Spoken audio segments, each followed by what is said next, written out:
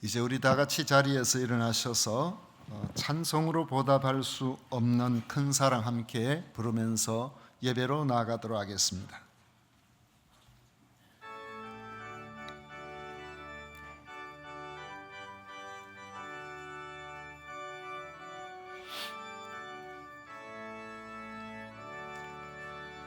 찬송으로 보답할 수 없는 큰 사랑, 주님께 영광 할렐루야.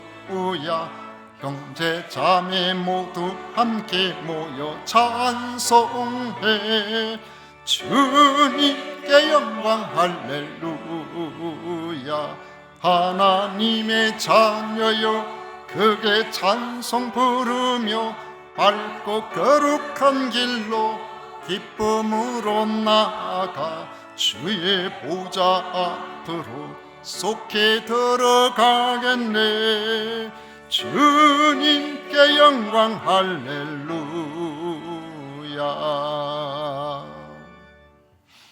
오직 여호와는 그 성전에 계시니 온 천하는 그 앞에서 잠잠할지니라. 아멘.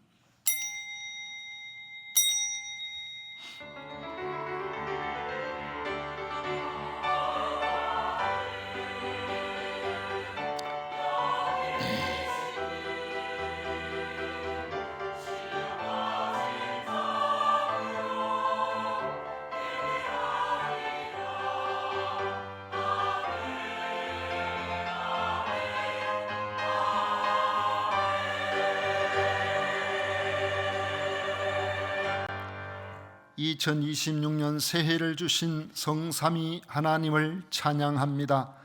이 시간 예수 그리스도로 말미암아 구원받은 하나님의 자녀들이 주 앞에 나와 예배를 드리오니 기쁘게 받아 주시옵소서. 예수님 이름으로 기원하옵나이다. 아멘. 찬송가 28장 함께 부르겠습니다.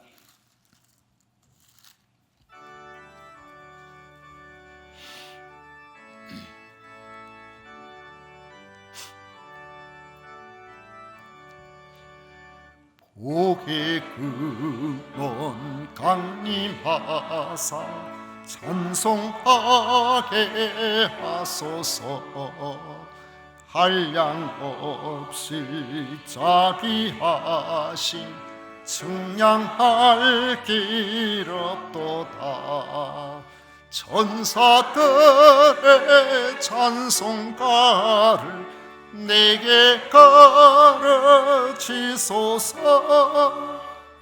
구속하신 그 사랑을 항상 찬송합니다. 주의 크신 도움받아 이때까지 왔으니 이와 같이 천국에도 이르기를 바라네. 하나님의 품을 떠나 죄에 빠진 우리를 예수 구원하시려고 보혈을 여주셨네. 주의 귀한 은혜 받고 일생 빚진 자 되네. 주의 은혜 사슬리사 나를 주께 매소서.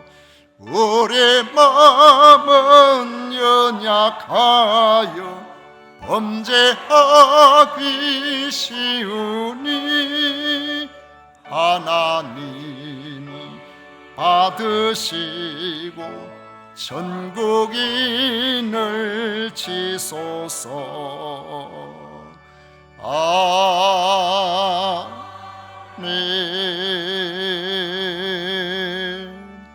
성시교독 교독문 제93번 함께 교독하겠습니다. 찬송가 뒤에 있는 교독문 제93번입니다. 주께서 옛적에 땅의 기초를 놓으셔 사오며 하늘도 주의 손으로 지으신 바니이다. 그것들은 다 옷같이 낡으리니 의복같이 바꾸시면 바뀌려니와 너희는 이전 일을 기억하지 말며 옛날 일을 생각하지 말라. 너희는 유혹의 욕심을 따라 썩어져가는 구습을 따르는 옛 사람을 벗어버리고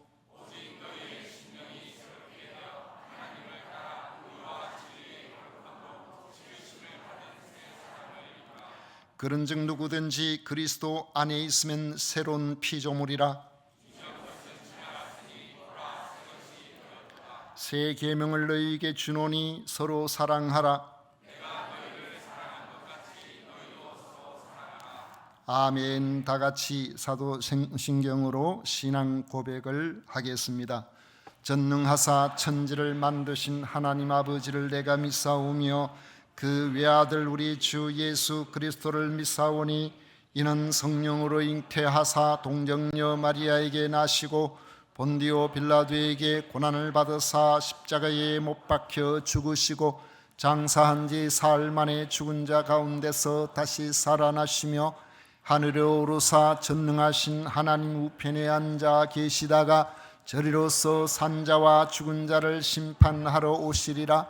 성령을 믿사오며 거룩한 공회와 성도가 서로 교통하는 것과 죄를 사하여 주시는 것과 몸이 다시 사는 것과 영원히 사는 것을 믿사옵나이다.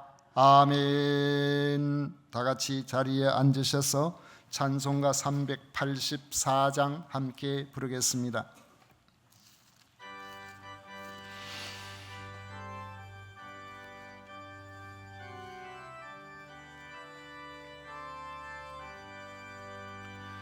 나의 갈 길 다가도록 예수 인도하시니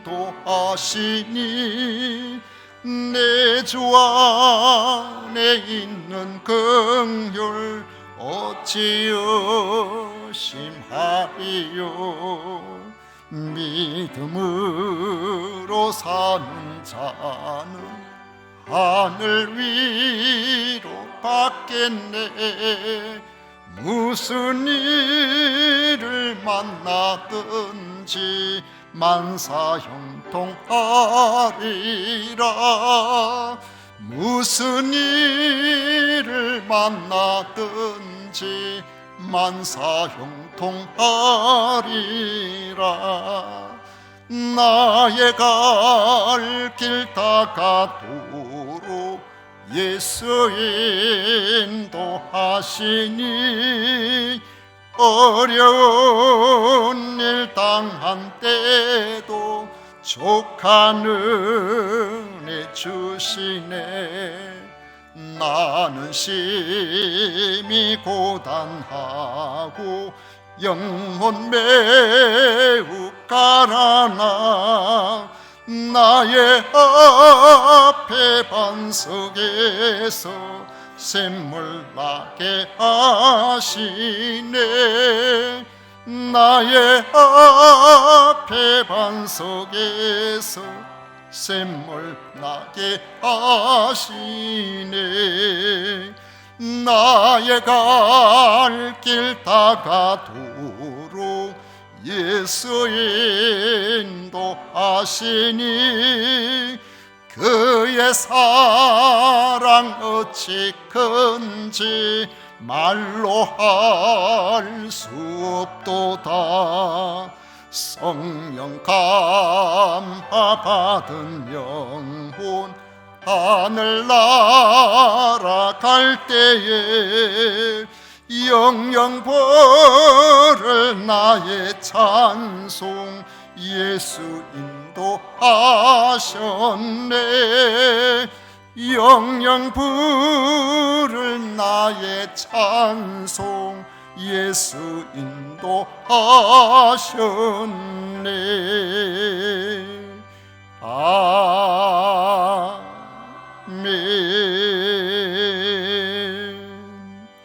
배경 장로님 우리를 대표하여 기도하시겠습니다.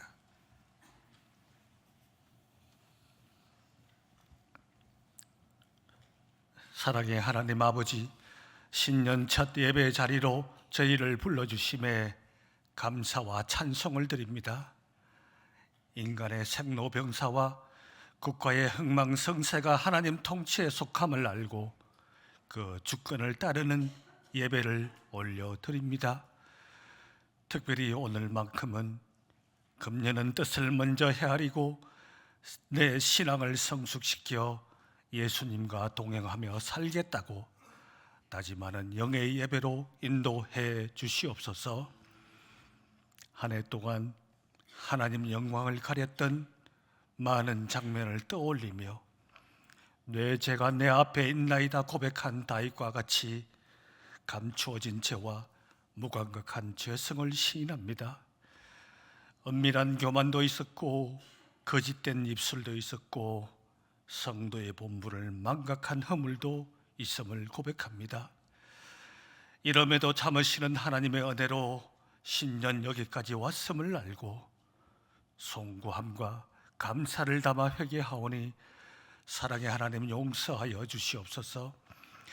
금년은 오늘과 같이 일상에서 회개하고 민감하게 깨어있으며 성령의 책망에 반응하는 부드러운 영으로 인도해 주시기를 소원하고 소망합니다. 2026년 우리의 믿음은 무엇을 하든지 하나님 영광을 위하여 하라 말씀대로 하나님 성호를 높이는 데 사용되기를 작정합니다. 하나님 영광은 인생의 최종적 이유이기에 예배의 자리, 가정과 직장, 교우 관계에서도 하나님 영광을 드러내는 삶 되기를 진실로 소원합니다. 올해 우리의 말과 행동, 선택과 계획이 하나님을 영화롭게 한 표적이 되고 도구가 되며 여호사밧처럼 하나님을 찾는 일을 가장 우선하는 본이 되기를 간구합니다. 금년은 이런 세금산 교회로 빚어주시기를 영적으로 상상합니다. 우리가 초심을 잃지 않았는지 자신의 예배에 집착하지 않는지 성찰하기를 원합니다. 모든 것을 버려두고 하나님과 1:1 대결로 승리한 야곱과 같이 사람을 의존하지 않고 직분에 매이지도 않고 1:1에 집착하는 교회 되기를 소망합니다. 성경의 선배도 우리도 허물투성이고 많은 자아가 우선할 때도 있으나 예수님을 따라 하루에 또 하루, 한 달에 또 한 달 잘 버티는 교회로 빚어 주시옵소서. 금년만큼은 주일 성수와 준비된 11조로 하나님 언약이 과연 이루어지는 그런 성취도 맛보기 원합니다. 무엇보다 어린이 목소리가 요란하고 주일 학교가 시끌벅적하며 장로님들 섬김으로 세금산 교회가 더 안정된 교회로 다듬어지는 과정을 목격하게 해 주시옵소서.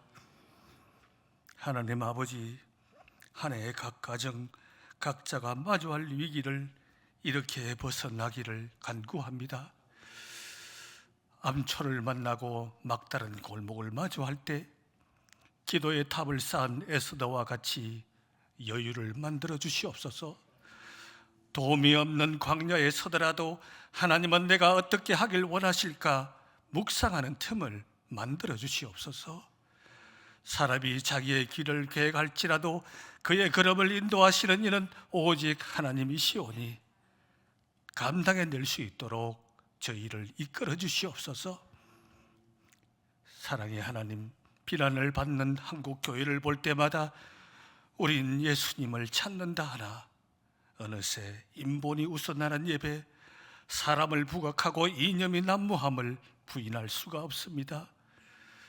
금년은 예수님만을 강조하며 본이 되었던 그때의 그 교회를 사모하며 인본의 흔적을 지우고 힐링하는 예배를 지향하고 세속을 지우는 대각성 운동이 일어나기를 소망하고 소망합니다. 하나님 말씀을 사자로 듣습니다. 누구에게나 공평한 시간 속에 주의 정도 연로하나 85세 갈렙의 의지같이 강건한 비전으로 세워 주시옵소서. 그 영과 지성이 분명하여 골리앗과 싸우는 다윗의 열정같이, 미디안을 상대하는 기드온의 용기같이 담대하도록 이끌어 주시옵소서. 새해 첫 찬양을 하나님께 올려드립니다. 그 준비된 목소리에 하나님, 성령님 함께 하셔서 우리의 마음을 감동하여 주시옵소서. 우리 주 예수 그리스도의 이름으로 간절히 기도하옵나이다. 아멘.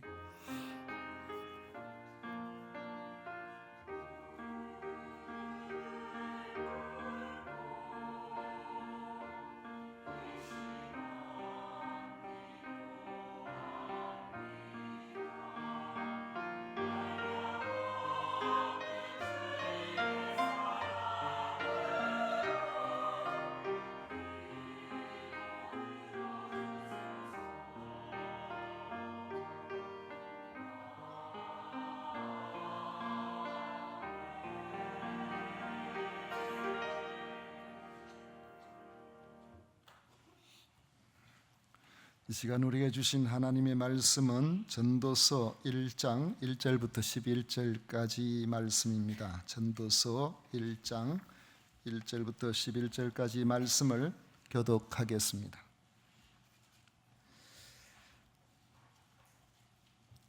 다윗의 아들 예루살렘 왕 전도자의 말씀이라.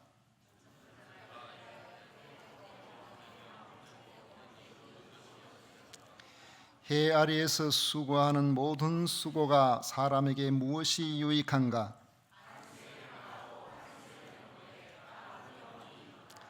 해는 뜨고 해는 지되 그 떴던 곳으로 빨리 돌아가고,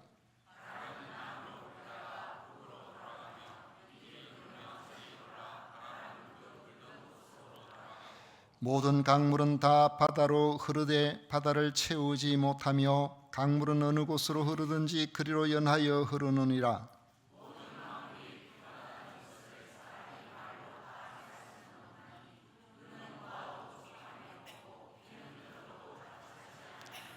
이미 든 것이 후에 다시 겠고 이미 한 일을 후에 다시 할지라. 해 아래에는 새 것이 없나니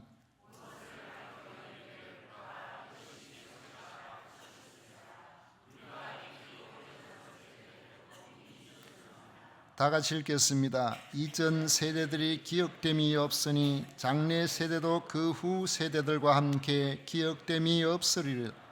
아멘. 이 시간 성가대에서 정성껏 준비한 찬양으로 우리 하나님께 영광을 올려드리겠습니다.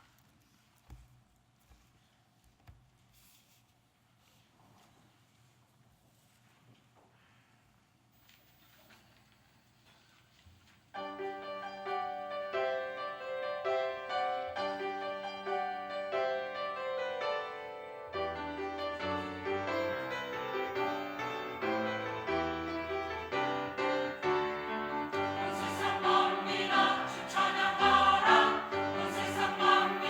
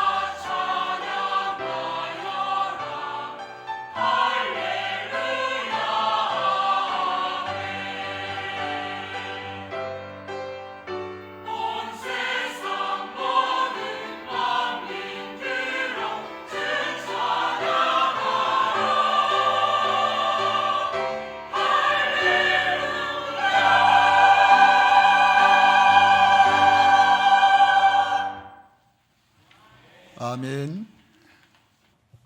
2026년도 새해 첫 주일을 맞이했습니다. 우리 성도님들 가정마다 주님의 위로와 평강이 가득하시기를 축복합니다. 금년도 주님의 도우심으로 한 해 내내 여러분 가정에 형통하시기를 기원합니다. 전도서는 매우 충격적인 선언으로 시작됩니다. 헛되고 헛되며 헛되고 헛되니 모든 것이 헛되도다. 그 이유를 한 구절로 요약하면 해 아래에는 새 것이 없기 때문이라는 것입니다. 바람처럼 왔다가 흔적 없이 사라지는 인생을 생각해 보면 평생의 수고와 성취가 무슨 의미가 있을까 하는 생각이 들만합니다. 인생살이를 진지하게 들여다본다면 누구라도 이 전도자와 같은 생각을 할 수 있을 것 같습니다. 하지만 새해 백두에 본문의 말씀을 설교 제목으로 삼은 목적이 분명히 있습니다. 우리는 해 아래에서 새 것이 없다는 사실적 관찰의 세계관을 능히 극복하게 하는 신앙적 세계관을 가지고 있기 때문입니다. 그 이유는 우리가 새롭게 하심을 입은 자들이기 때문에 그렇습니다. 하나님을 섬기는 사람은 이 사실을 알아야 매 순간을 결코 헛되지 않게 살아갈 수가 있는 것입니다. 다윗의 아들 예루살렘 왕으로 소개되는 전도자는 당대 최고의 지혜를 가진 사람으로 알려진 솔로몬입니다. 솔로몬은 하나님이 주신 지혜로 정치, 외교, 경제, 문화 전반에서 탁월한 지혜를 발휘했습니다. 그의 지식은 모르는 것이 없을 정도로 방대하였고 원하는 것은 다 이루어낼 만큼 실제적인 능력을 가진 지식이었습니다. 사람의 심리를 이용한 솔로몬의 재판은 그의 지식과 지혜의 수준이 단순히 눈에 보이는 것을 넘어서는 정도라는 사실을 알 수 있게 해줍니다. 하고 싶은 것을 다 이루어본 전도자는 어느 순간 그의 성취가 마냥 삶의 의미를 주지 못하고 있다는 것을 깨달았습니다. 깊은 허무감과 무력감을 느끼게 된 전도자는 사람이 그렇게 수고하고 많은 것을 성취하였음에도 왜 그렇게 마음에 허무감을 느끼게 되는지, 심령이 뻥 뚫린 것 같은 이러한 마음은 도대체 무엇 때문인지, 끊임없이 무언가를 갈망하지만 만족하지 못하는 그 이유가 무엇인지 거기에 대해서 깊은 관심을 가지고 살펴보면서 거기에 대한 통찰을 그가 가지게 되는 것입니다. 그래서 질문하게 되는 겁니다. 해 아래에 새 것이 있는가? 해 아래에 새 것이 있는가? 그 대답은 없다는 것이었습니다. 전도자의 통찰은 오늘을 살아가는 우리에게도 매우 실제적인 질문을 던집니다. 우리는 과연 날마다 새롭게 살아가고 있는가? 우리의 삶은 날마다 새로운 의미를 주고 있는가? 아니면 우리가 살아온 그 모든 삶의 의미는 과연 영원한 것인가? 그런 데 대한 생각을 하게 되는 것입니다. 겉으로 보면 변화가 많습니다. 기술은 끊임없이 발전하고 세상은 매우 빠르게 움직입니다. 사람의 지능을 능가하는 초인공지능 시대를 우리가 살아가면서 세상은 어디까지 발전할 것인가 상상도 하기 힘든 이런 시대를 우리가 살아가고 있습니다. 그러나 세상은 과연 이전보다 더 좋아지고 있는가? 전쟁은 사라지고 사람들의 마음에 평화가 찾아왔는가? 빈곤 대신에 풍요로운 삶으로 번영을 누리는가? 우리의 심령은 진정한 안식을 가지고 살아가는가? 거기에 대해서 우리가 질문해 보면은 그것은 아니라는 것입니다.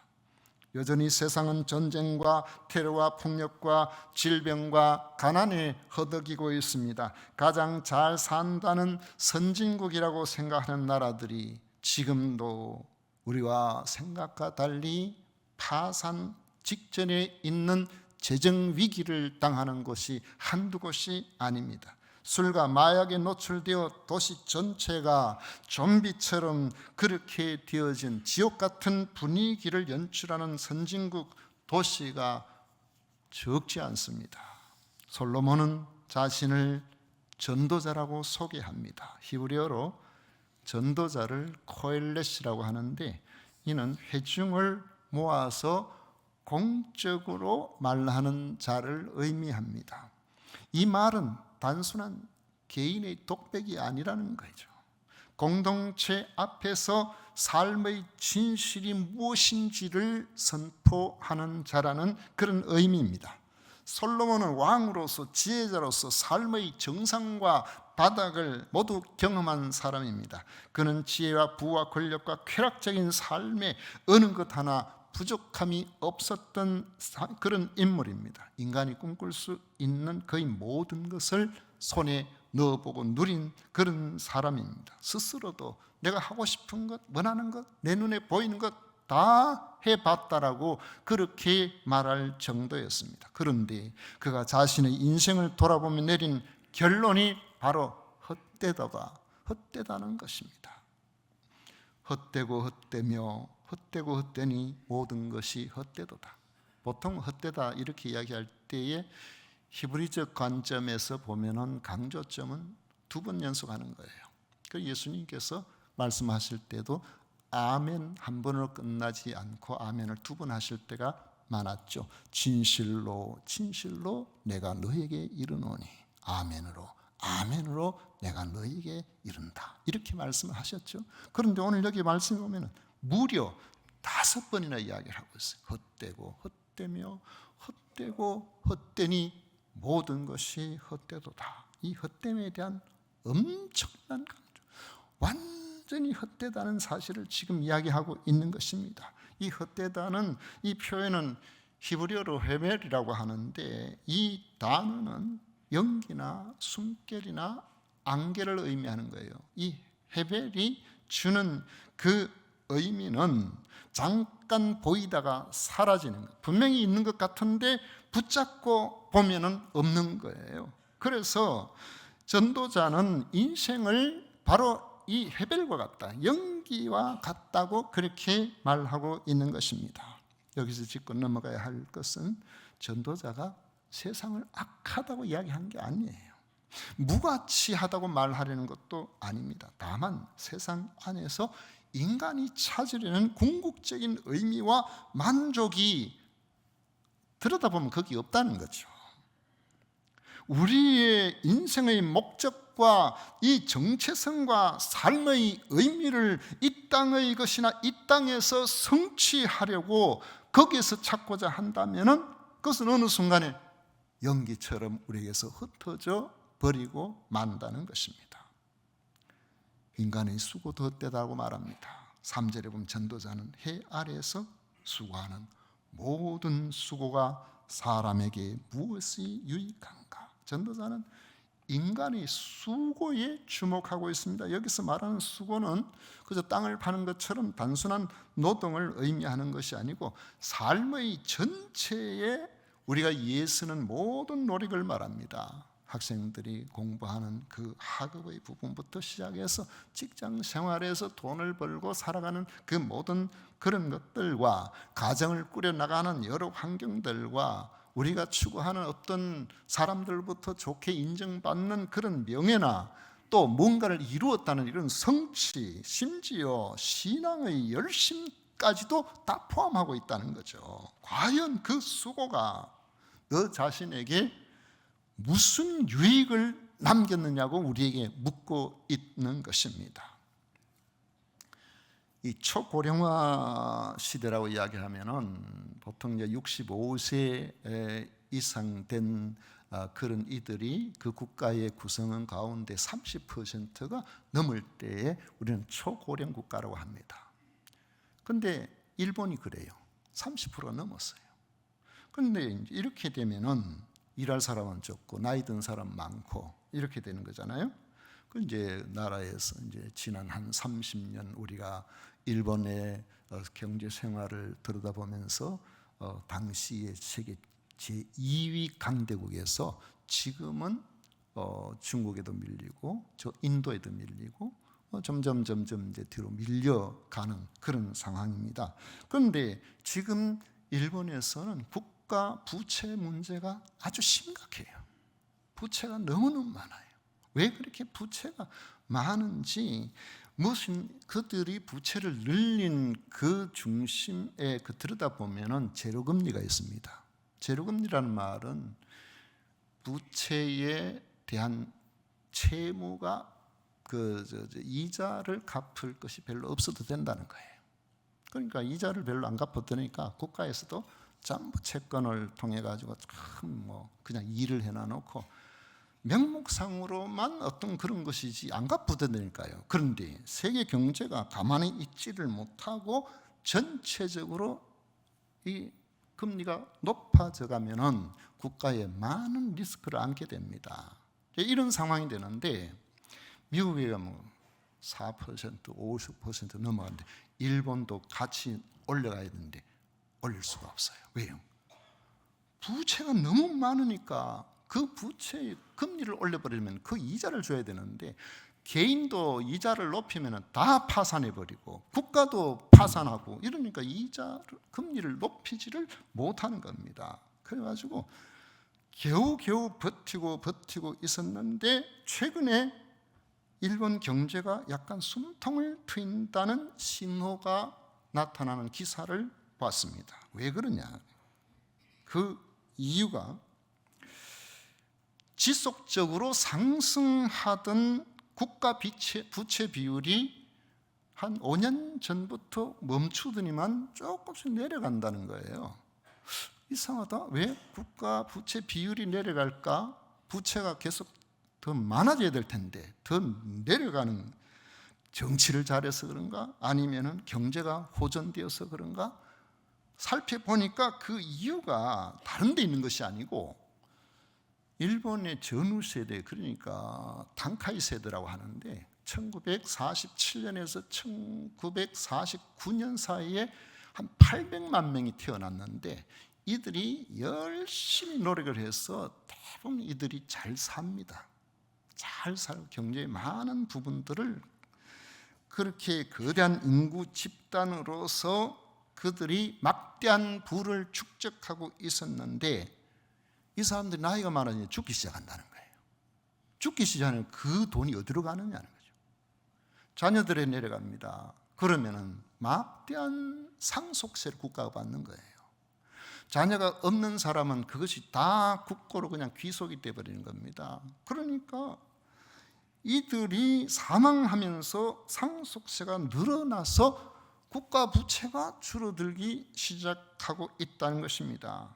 이들이 인생의 말기에 접어들면서 세상을 떠나는 시기가 오면서 그동안 축적된 막대한 이 부에 부과되는 상속세가 이 불어나는 국가 채무를 줄여들였다, 이렇게 생각해 보세요. 이것이 과연 단카이 세대들이 내가 그동안 수가 위에 수가 안 먹고 많이 모아놓은 것이 국가를 유익하게 했으니까 그게 내 삶의 의미다, 이렇게 생각하면서 죽을 사람이 있겠어요? 어쩌다 보니까 그래 되는 거지. 내가 많은 이거 내 누려보지도 못하고 그리 다 갔네. 상속 세금으로 딱 국가에 바치니까 아깝네, 이런 생각 안 하겠어요? 해 아래서의 수고, 곧 하나님을 배제한 세계관 안에서의 인간의 노력이 일시적인 성취의 보람을 줄 수는 있겠지만 영원한 의미로 사람에게 남을 수는 없다는 것이 전도자가 지적하는 냉혹한 인생 현실이라는 것입니다.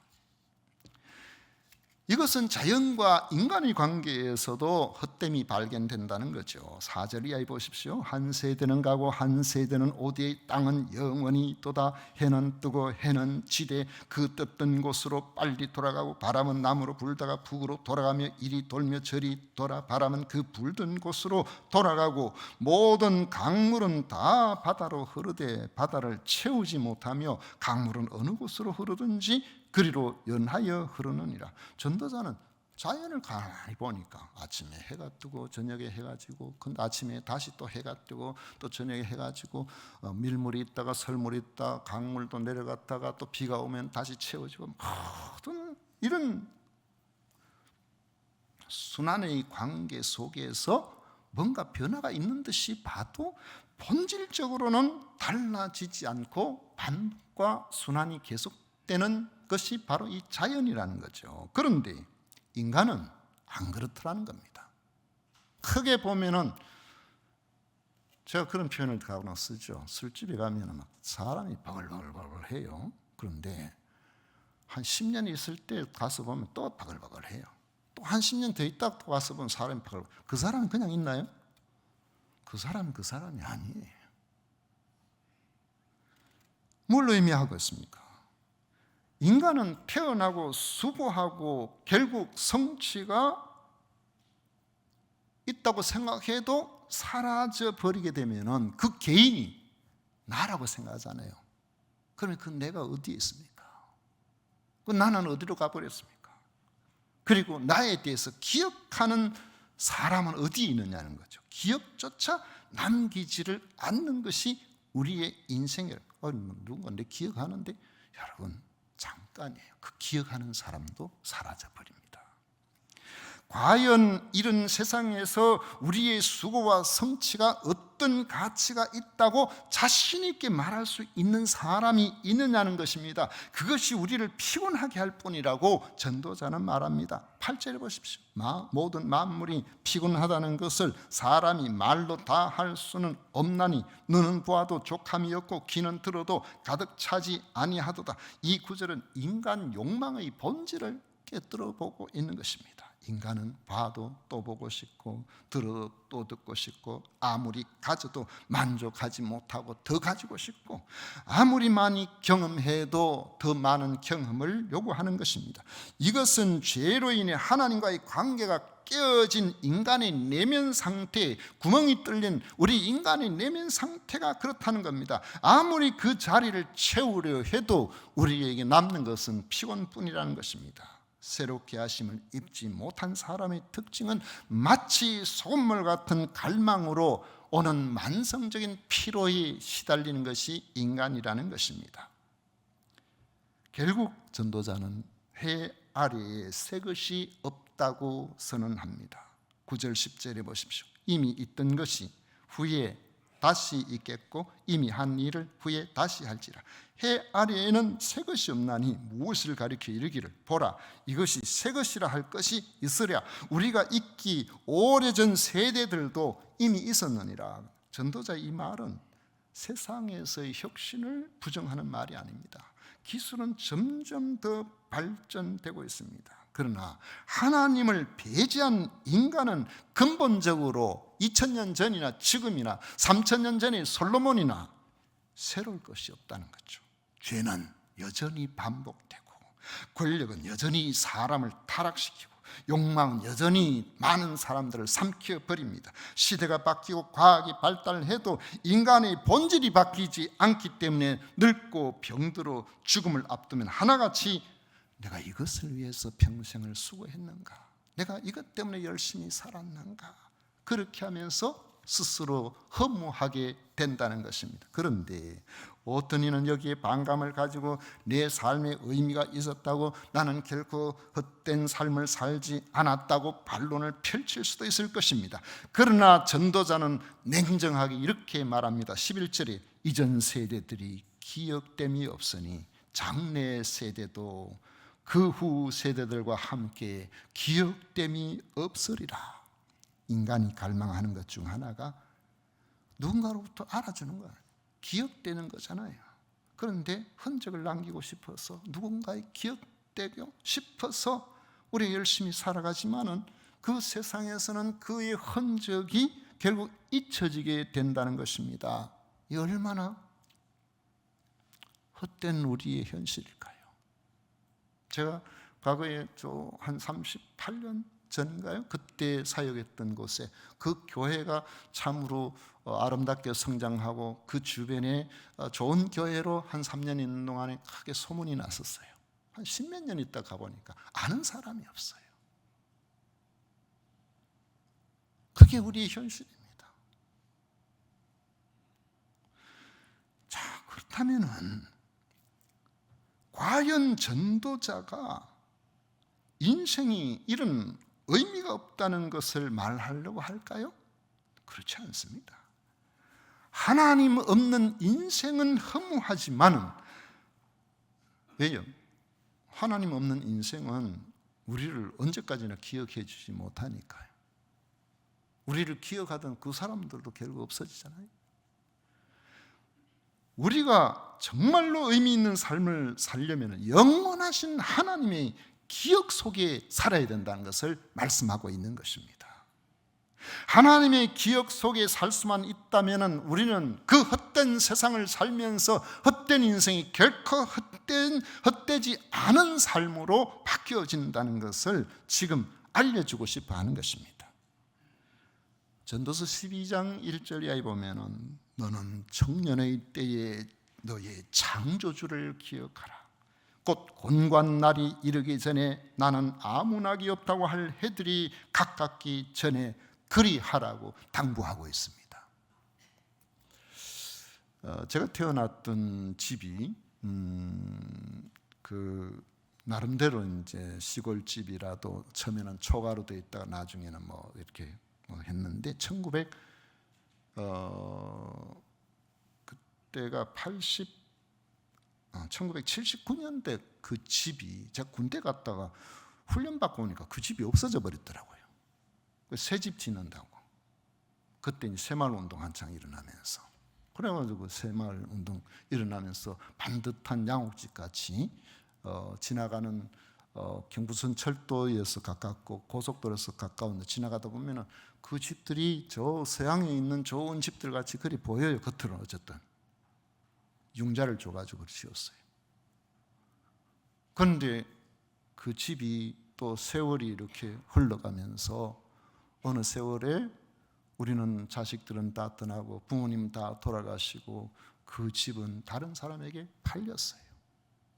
그 다른 사람이 팔렸는데 그 집을 산 사람이 어느 날 가서 보니까 그 모든 것들을 다 털어버리고 식품 창고를 지어놨더라고요. 내가 어릴 때 태어나서 그곳에 뛰어놀던 곳인데, 앞에 내가 살구나무를 심어가지고 맛있는 살구가 열리던 그런 곳인데, 그곳에 저희 형님이 잘 모르고 마당에 차 세웠다가 혼났습니다. 어디 남의 집에 차 세웠냐고. 아무도 기억해 주는 사람이 없네. 내 고향이라도, 내가 자란 곳이라도 나의 머릿속에는 기억이 완연하지만 내 부모님 나를 기억해 주셨던 거죠. 부모님 떠나고 나도 떠나고 기억하는 사람이 없는 거예요. 그래서 헛되다는 거죠. 우리의 삶도 어쩌면 그럴 것입니다. 그러나 오늘 주신 이 말씀에 보면은 우리를 영원히 기억해 주시는 분이 계시다는 거예요. 우리의 출발부터 마지막까지 앞으로 언제까지나 우리를 기억해 주실 분이 있습니다. 그분이 창조주입니다. 그분이 우리의 구세주이십니다. 우리는 금년을 시작하면서 사람의 기억에 남으려는 인간의 헛된 야망을 내려놓자는 것입니다. 사람의 기억은 그가 사라지면서 그의 기억도 사라져 버립니다. 그를 아는 사람들도 사라지면서 그 기억은 더 이상 사람의 것이 아니게 됩니다. 하나님의 기억 속에 우리가 살아야 우리의 삶이 영원한 가치가 있다는 말씀인 겁니다. 이런 삶을 사는 사람을 우리는 새롭게 하심을 입은 사람의 삶이라고 이야기하는 것입니다.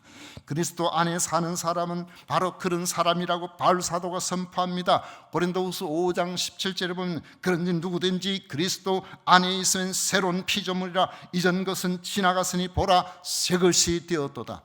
여러분, 마치 부모는 자식이 태어나면요, 태어날 때의 그 고생을 잊어버리고 강부에 쌓인 아기 베넷짓 하는 거, 웃는 것 하나, 뒤척이는 것 하나, 어떨 때는 그 아기가 응가를 살 때 그 색깔을 보면서 아이고 참 좋다 그래요. 왜요? 다 부모의 기쁨이에요.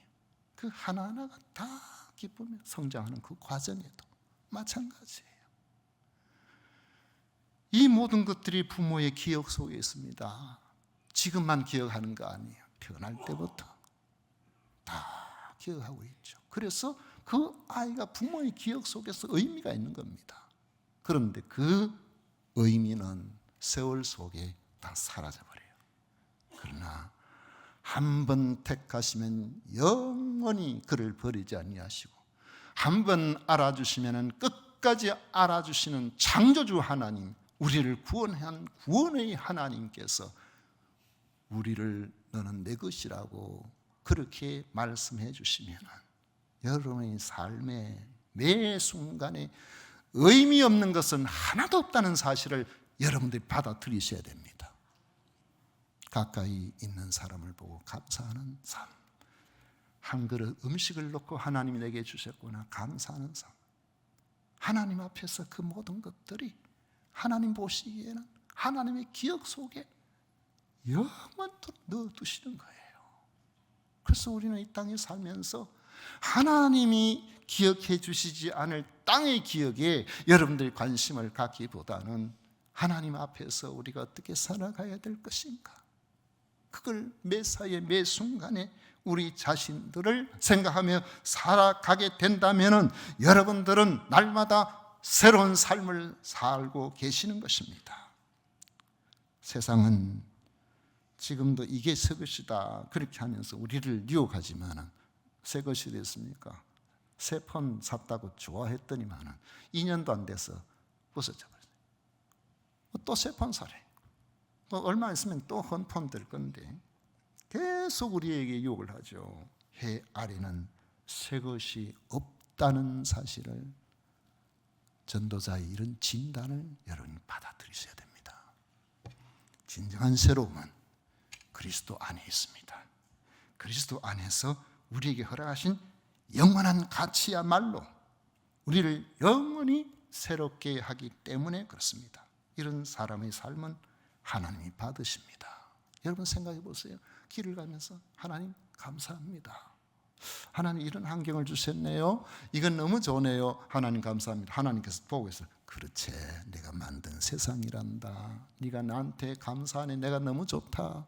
하나님 앞에서 그게 새로운 삶, 하나님께서 기뻐하시는 삶이 되는 것입니다. 이런 삶은, 이렇게 살아가는 삶은 우리의 모든 부분이 남들이 비교하면서 어떻게 생각하든지 그것과 상관없이 하나님이 받으신 사람, 그런 사람이 되기 때문에 시편 103편 5절에 보면 시편 기자가 하는 말이 좋은 것으로 내 소원을 만족하게 하사 내 청춘을 독수리같이 새롭게 하시는도다, 그렇게 말씀하고 있습니다. 어떻게 이것이 가능할까요? 세상에서는 유한한 육체로 살아가지만 하나님께서 예수 그리스도를 통하여 성령 안에서 우리를 새 사람으로 만들어 주셨기 때문에 그런 것입니다. 이런 사람은 날마다 하나님의 관심과 하나님의 기억 속에 살아갈 수가 있고, 그 기억은 사람이 알아주든지 알아주지 않든지 우리의 영의 아버지가 되시는 우리 하나님께서 영원히 그 기억 속에 우리를 담아 두시기 때문에 그런 것입니다. 이런 사람이 마침내 만물을 새롭게 하시는 천국의 주인공이 된다고 보좌에 앉으신 주님이 말씀하십니다. 요한계시록 21장 5절에 보면 보좌에 앉으신 이가 이르시되 보라 내가 만물을 새롭게 하노라. 그때 여러분은 영원한 새로운 하나님의 사람으로서 영원한 새로운 소망 가운데에서 하나님을 찬양하며 살게 될 것입니다. 새해를 맞이했습니다.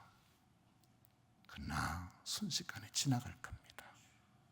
그럼에도 불구하고 이 2026년 새해를 날마다 하나님의 시선을 의식하면서 살아가신다면 하나님 보시기에 가치 있는 금년 한 해가 매 순간이 새로운 삶이 될 것입니다.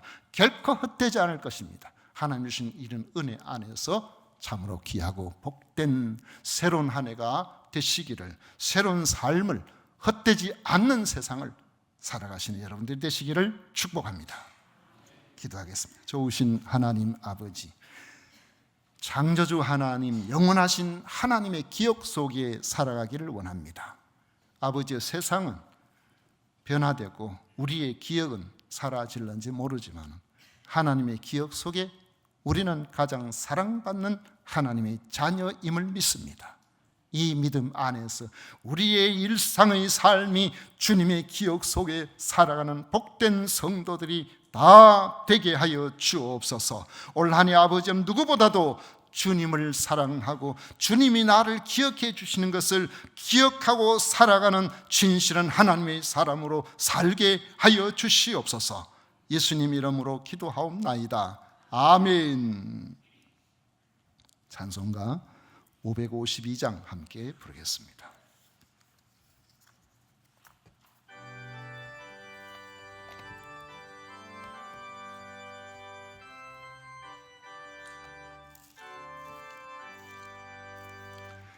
아침 해가 돋을 때 만물 신선하여라. 나도 세상 지낼 때에 햇빛 되게 하소서.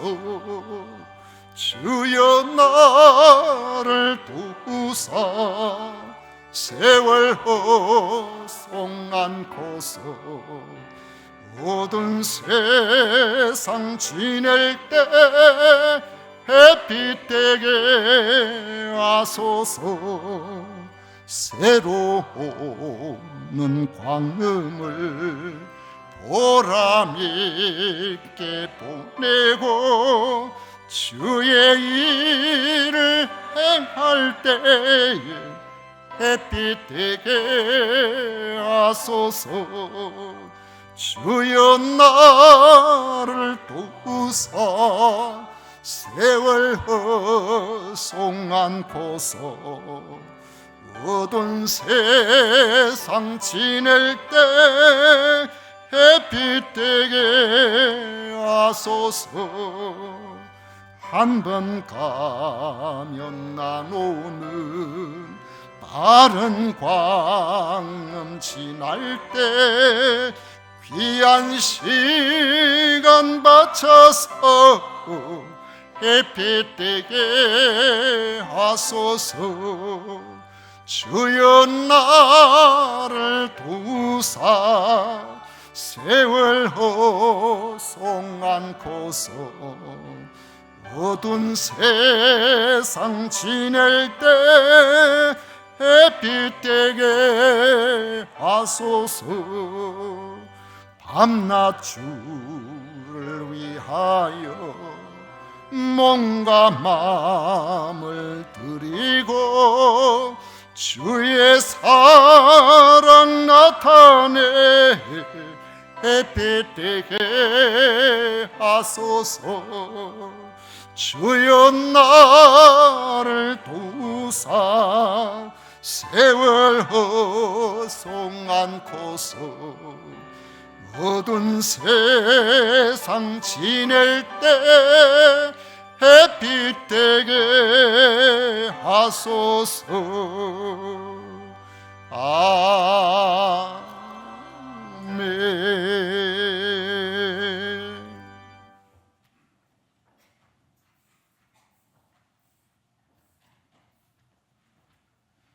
우리 하나님께 드린 예물 위해서 봉헌 기도 드리도록 하겠습니다. 우리의 근본이 되시는 하나님 아버지를 사랑하고 찬양합니다.